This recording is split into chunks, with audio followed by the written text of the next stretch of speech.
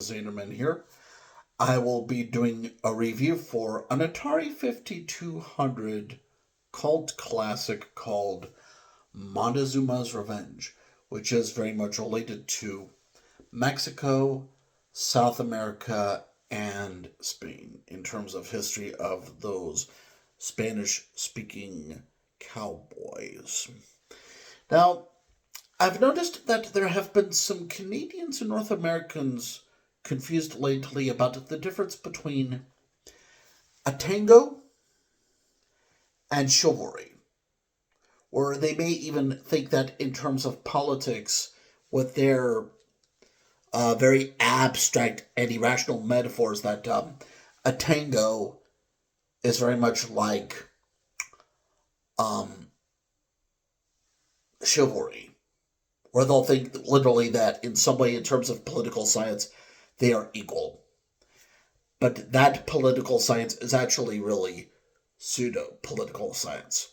And I could prove it as a Spanish speaking educational writer here on my creative writing between my relationships between, of course, California and Mexico. So, first, what would a tango be like? A tango would be something like maybe an event going on in Las Vegas. Like maybe there's a special Spanish, Latin American oriented thing going on in Las Vegas, Nevada, which is in America, United States. And you have people gathering together for like maybe a tango of the evening, and they dance, and they, may even have smelling flowers here and there, and maybe they would take off gloves and they would smell each other and kiss, or there would be love and romance in the air, and those kinds of things. Um, but you see, that's um, you have to keep in mind that although that is a part of um, Spanish speaking Christianity, of course, it's not the same as chivalry because tango takes the form of um, art, fantasy, fiction, if you will, especially when the dancing partners do something on a special occasion that maybe throughout their entire lives they have never done before. Like a once in a lifetime moment, like maybe with a cruise ship going to somewhere near Antarctica from Argentina or something. Think of Buenos Aires in terms of tango. Now, what is chivalry? Well, I can tell you this as someone with German and French ancestors. Chivalry is not like tango. Chivalry, in terms here, would be more like what I have here from my family history of belongings. Chivalry would be less like tango and more like, you see this. This is a welcome mat that my grandma made a long time ago for my father. Um, um, there are Russians who do appreciate Germans, and there are Germans who appreciate Russians, and this is a symbol of it. My grandma, who was very much Russia and Finland oriented, made this German oriented welcome mat for my dad in tribute to my dad's family and their love of their German ancestry, as in like some of their greatest and most faithful and obedient and honorable Kaisers that existed in their German history. And this welcome flag, or I should say welcome mat, is a symbol of that primitive, barbaric appreciation of the invention of wheels and the printing press and the German area of science called Wissenschaft, and there are actually Kaisers who were German Empire kings who wore these symbols in tribute to, just that general circle of life with the unity of the German people who were formerly very barbaric people with very aggressive divisions and very intense desires for freedom because of survival. And definitely in Germany, individualism really matters in Germany to this day, because individualism could really represent with my Christian faith here what it means to have your own person and your own identity of who you are in this world. And just as I'm just here, I'm just in my individualism here for my Southwest culture in California to show you what it's like when it comes to my appreciation of my big brother's marriage to a Mexican American. And I have the Mexican flag here and Southwest style scarf and African related shirt and a poet shirt here. And just the scarf that I got here, I actually purchased this from a store called Bagel Rock in Ventura, California.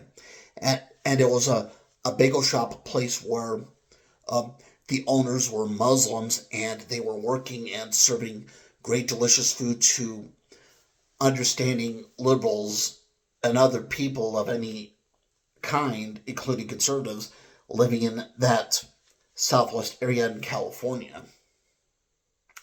And definitely what I'm showing you here, it may look like something like tango or something like chivalry, but you see, this is my Christian religion here, because I live in California, where a lot of days are sunny and bright and almost never snowy in a lot of areas of California. I mean, it's like this here in California, so I hope you Canadians understand that, and you should learn something from this review of Montezuma's Revenge here. So let me get it up.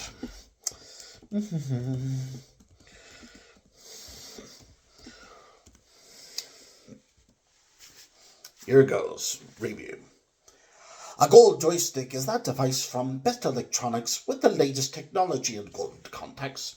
Montezuma's Revenge, for what its game title reveals in notion for adventure arcade routine, involves humor, speaking for wacky controls in remote locations on the TV screen, filled with skeleton skulls, green spiders, blue snakes, light weaponry, and lots of visual styles rendered in 8-bit-like smoothness.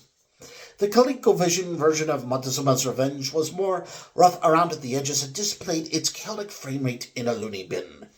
My Atari 5200 console may be big, but at least it's able to go on that roughness in video for a smooth vibe flowing through Montezuma's Revenge with plenty of lives to count on an unreliable continual. Joystick controls are odd. However, there's steady setup built into the analog which permits me to stop commanded by hand, or to put it bluntly, the moves are set up on my joystick so I can really come to a halt when intended, and dramatic events in the circle give off resounding thuds of strange, oddball courses. You'll see in my photos for Montezuma's Revenge a great deal in visuals looking for the front of the package in sheer notion to time and change over unique world selections you're forced to go through bit by bit for the highest score possible. The main character is decked in a racial outfit which fits with the program, since it's an Atari 5200 game along the edge into wild styles geared for the 80s approach, especially from considering the outlook and keeping track of high scores in a diary. Chicas? Montezuma's Revenge gives reference to our discovery of America, even if the Atari 5200 library of games offers fiction for the most part. A cartridge like this one is most certainly a rare purchase. Discounts and lower prices usually coexist with specially marked packages, and I'm unsure if Montezuma's Revenge received similar treatment in any fashionable sense during the video game market crash of 83 and 84. Causing a lot of movement with the device has shades of physics to the mix related on gameplay infrastructure, combining player with machine. The machine is a player and the gaming individual is a player, as evidenced from our reference to technological feats like tape player and player one. A player becomes heightened even further from the addition and subtraction of players, whether they're human or machine. Guapos! Montezuma's Revenge plays tricks on the player, despite the fact my Atari 5200 is also a player. Hey! And it's interesting to see intense difficulty written into the program between gamer and player, or player and gamer. Chicos, what's playing with us and how do we play with it? Well, focusing on just the Atari 5200 controller is a big mistake, compadre. The bottom line is that everything can kind of play on itself, and it takes guts to go through the wild courses in search of jewels and light weaponry in contact for approaching lavenders or enemies. The action is intense, the entertainment is vivid and funny, and honestly, I've had a blast with this humor piece. Running back and forth to climb up and down ladders is hilarious because my character's speed of movement speaks in volumes, adding up to the exaggerated picture for adventure and wild flavors of internal and external dispute.